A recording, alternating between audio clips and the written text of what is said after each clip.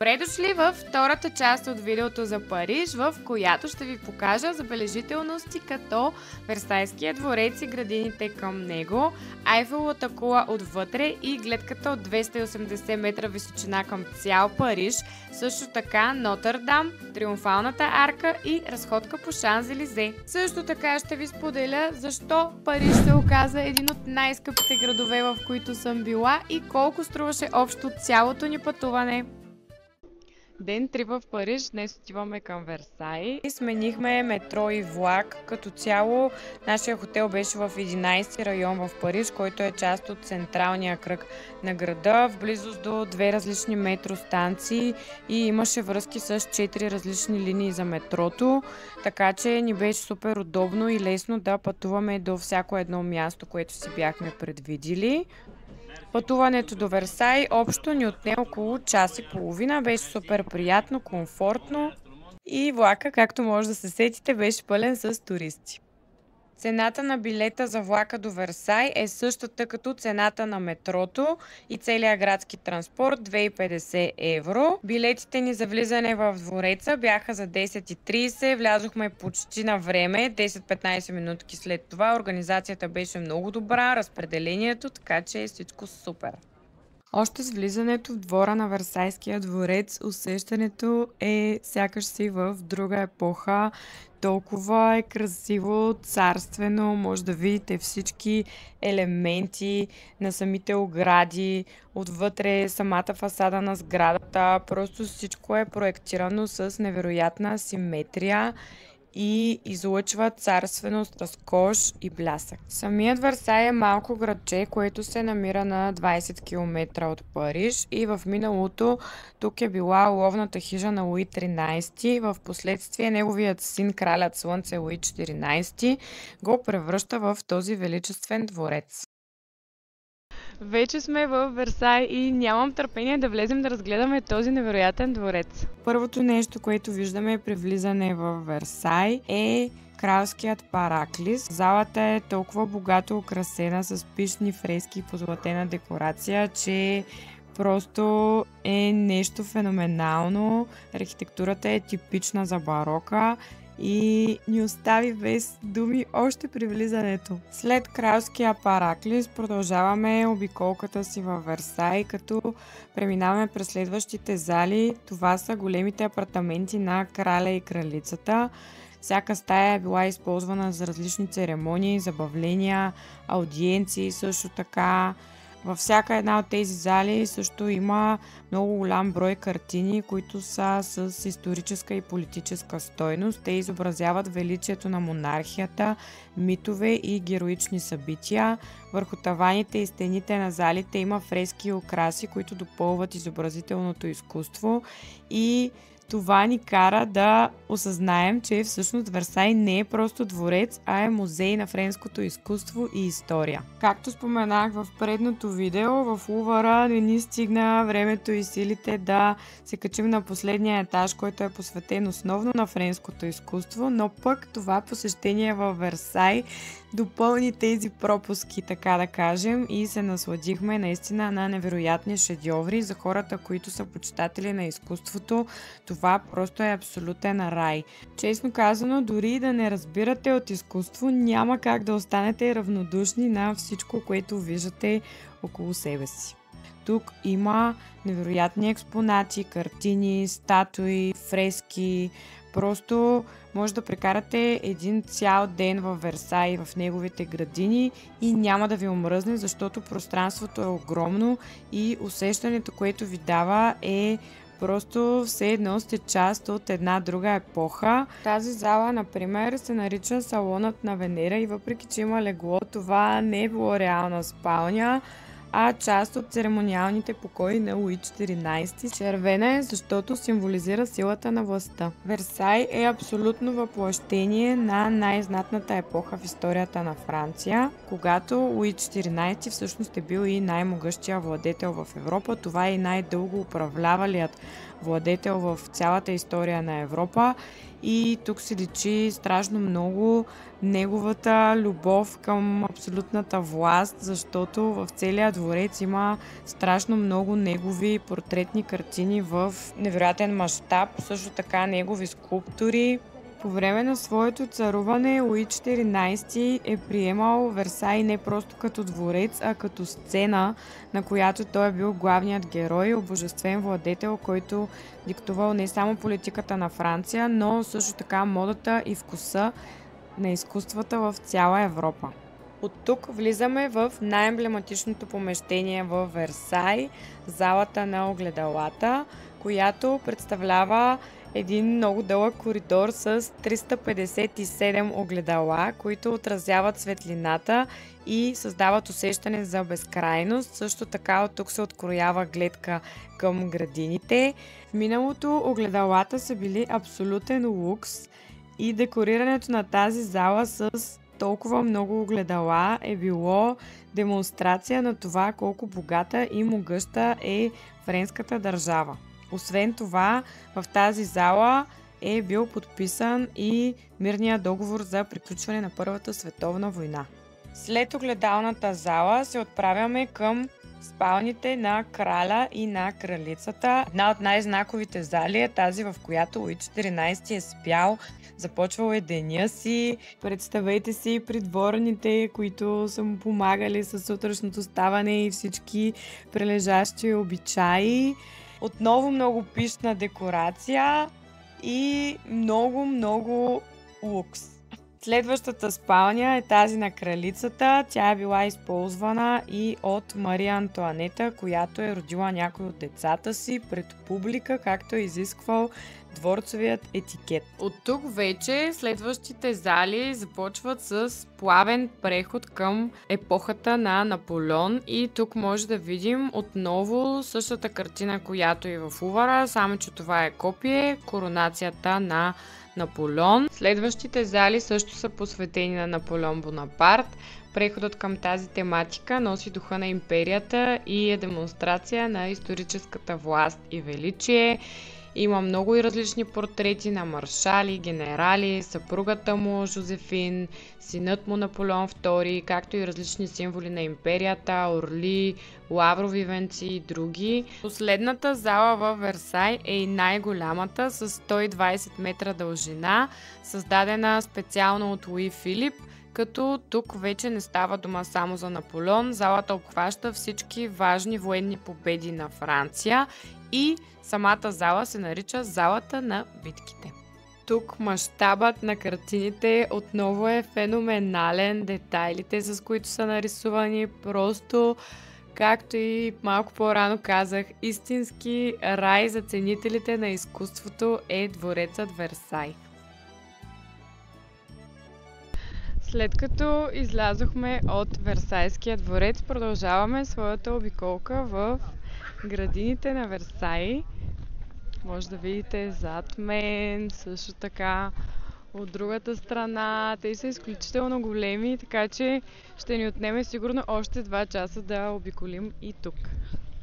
Версайските градини се разпростират в огромен мащаб над 800 хектара, като те са не просто фон за двореца, а са живо отражение на абсолютната монархия и стремежа към съвършенство на Луи XIV.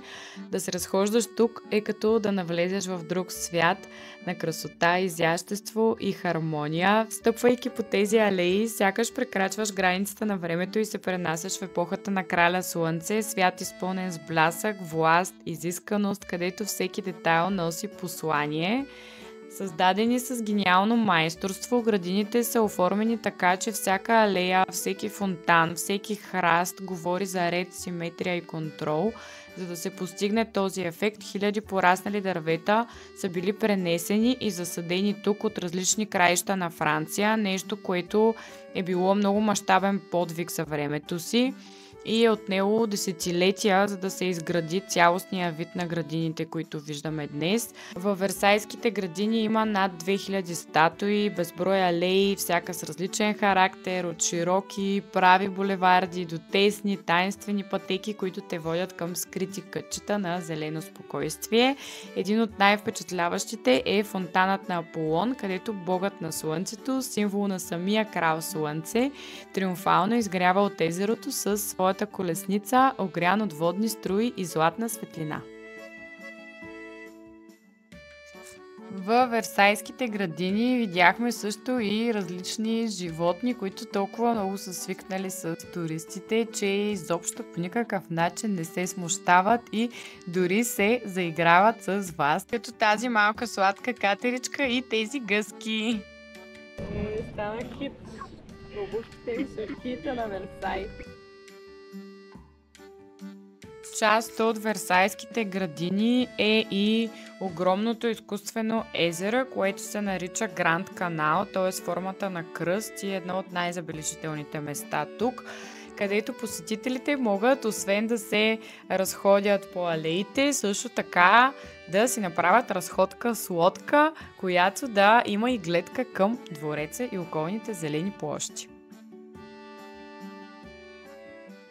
Преди малко излязохме от Версай, изключително много ни хареса, като прекарахме тук някъде около 5 часа, успяхме да разгледаме целият дворец с различните му зали, просто удивително изкуство може да намерите вътре, невероятни картини, също така различни стаи, в които са живели френските крале.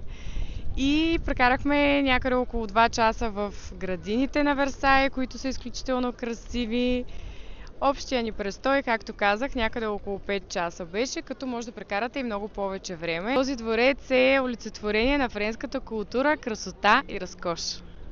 Последния ден от престоя ни в Париж си бяхме оставили за качването на Айфеловата кула и разглеждането на още няколко забележителности, като разходка по Шанзелизе, Триумфалната арка и също така Нотърдам. Започваме с Айфеловата кула, като, както споменах и в предното видео, нашия хотел беше в 11-ти район, където имаше 2 различни метростанции в близост и връзка с 4 линии на метрото, така че директно с метрото слязохме на метростанция Трокадеро, от която се открива тази невероятна гледка към Айфеловата кула. Тук много хора идват, за да си правят снимки и през деня, и през нощта, и всъщност от тук пешеходно се стига и до самата Айфелова кула. Както може да забележите, времето беше ужасно. В средата на юни месец беше облачно, дъждовно, ветровито, така че като ходите в Париж, винаги имайте и връхни дрехи за всеки случай, защото никога не се знае, покрай река Сена най-вероятно и през останалото време духа вятър, който не е много приятен. Айфеловата кула, това е атракцията, която ми остави най-много смесени чувства поради няколко причини. Първата е, че билетите на официалния сайт на Айфеловата кула бяха разпродадени няколко седмици преди да пътуваме и съответно се започна едно голямо търсене и в крайна сметка си купихме от препродавач билети, които бяха на двойна цена. Айфеловата кула е на цена 27,50 евро да се качите. Това е комбиниран билет с първи, втори и последен етаж. Ние ги купихме за 60 евро на човек с гид, просто защото нямахме никаква друга опция. И в крайна сметка, когато се наредихме на опашката заедно с въпросния гид, той ги купи на място от гишето и се почувствахме изключително тъпо, колко много сме се прецакали, но като нямаш друг вариант, просто съвета ми е, като пътувате, или да си купувате няколко месеца по-рано, когато ги има налични онлайн, или да се редите на опашка и да си купувате на място, за да не ви се случи това, което ни се случи на нас. Освен всичко останало, времето беше ужасно, както казах, супер ветровито, студено, чакахме много дълго време на опашки и за да влезем, и после за асансьори и така нататък, и цялото нещо ни отне около 5 часа с цялото чакане, а реално сме се наслаждавали на гледка не повече от 30-40 минути през цялото това време. Гледката наистина се заслужава, може би при една по-добра организация на цялото преживяване. Със сигурност и в по-хубаво време ще бъде много по-приятно. Започваме изкачването към Айфеловата кула. Вече сме вътре, отиваме на първия етаж, до там се качваме пеша по стълбите. След това отиваме до втория и оттам с асансьор до последния етаж. Тук се вижда малка част от първоначалното стълбище, което е било използвано за изкачване на Айфеловата кула, което изобщо не изглежда безопасно. Относно самата история на Айфеловата кула, тя е създадена през 1889 година в чест на 100 годишнината от Френската революция и е създадена за рекордно кратък срок, някъде около 2 години и малко. На първия етаж минавате по тези стъклени тротуари, като Париж остава под краката ви. Айфеловата кула е една от най-известните атракции в световен мащаб и най-посещаваната платена забележителност в света. Също така използва се като синоним на романтика в много филми, една от най-копираните атракции. Също така има много нейни реплики в други краища по света. Това е гледката, която се откроява от първия етаж на Айфеловата кула. Малко по-доблизко може да се види Париж, но в същото време от достатъчно високо. След това продължаваме към втория етаж. Погледнат отгоре, Париж изглежда също толкова стилен, симетричен и завладяващо подреден. Прави безспорно впечатление колко еднакви по височина и стил са сградите, фасадите са симетрични, подредени улици, зеленина, просто невероятна архитектура. Качваме се на асансьора за последния етаж, за който чакахме сигурно около час. Вече сме на последния етаж на Айфеловата кула и сега на 280 метрова височина ще ви покажем цял Париж. От тук ясно може да се види разликата в гледката от различната височина. Но Париж си е красив и завладяващ откъдето и да го погледнеш. Слизаме от Айфеловата кула и се отправяме директно към Шанс-Елизе. Пеша това разстояние е някъде около 20-30 минутки. И както вече ни се случи в Париж, докато търсиш едно нещо, намираш друго, попаднахме на съседна на Шанс-Елизе уличка с също много готини бутикови скъпи магазини, която беше много по-приятна, с много по-малко хора и някак си дори тук ми се стори, че има повече концентрирани магазини на висок клас марки, отколкото на Шанс-Елизе. Там всъщност може да откриете и среден клас марки, но също така се използва и много като пешеходна зона. Това е основната търговска улица в Париж и тя свързва всички основни и ключови локации в града, затова е и толкова натоварена. Нещо, което ми направи много голямо впечатление като любител на модата е първият в света хотел на Луи Витон, който се строи точно на Шанс-Елизе. Невероятна фасада, изцяло в стила на марката. Просто тази сграда със сигурност ще бъде невероятна и отвътре. Нямаше как да не вляза и в най-големия Диор на Шанс-Елизе преди да стигнем до Триумфалната арка. Тя е построена по нареждане на Наполеон и отдава почет на френската армия. Самата Триумфална арка е вдъхновена от тази на Константин в Древен Рим, но за да покаже, че надминава древните империи, Наполеон поръчва тя да бъде 2 пъти по-голяма и на височина, и на ширина. Разположена е в центъра на площад Шарл дю Гол и в края на търговската улица Шанс-Елизе. Също така това е събирателна точка на 12 парижки булеварда, които се събират на едно като слънчеви лъчи. Може да се качите отгоре на Триумфалната арка и оттам да се насладите също на тази панорамна гледка. Също така тук в близост има метростанция, така че от тук се отправихме и към Нотърдам. Това е една от най-великите готически архитектурни забележителности в света. Това не е просто църква, а символът на Париж, вдъхновение за писатели и художници, включително Виктор Юго, който с романа си Парижката Света Богородица я превръща в част от световната културна памет. Нотърдам е построена на мястото, където е било старото римско селище, където са и корените на древния Париж. През вековете Нотърдам е била сцена на множество важни събития в историята на Франция. През 2019 година катедралата претърпя опустошителен пожар, който разтърси целия свят, но въпреки тежките щети, в момента, както виждате, е напълно възстановена. Фасадата й е изключително величествена, просто всички орнаменти и детайли са невероятни. Нямахме време и сили да влезем вътре, защото вече бяхме много уморени и това е последната забележителност, която посетихме в Париж, а сега ще ви кажа колко струваше целият ни престой в френската столица. Общо за 3 дни и половина или 4 нощувки сме изхарчили около 3600 лева за двама, като тук включвам самолетни билети, транспортни разходи, хотел, също така и входни такси за туристически обекти плюс джобни. Надявам се това видео да ви е харесало и да ви е било полезно. Не забравяйте да се абонирате за моя канал, ако все още не сте го направили.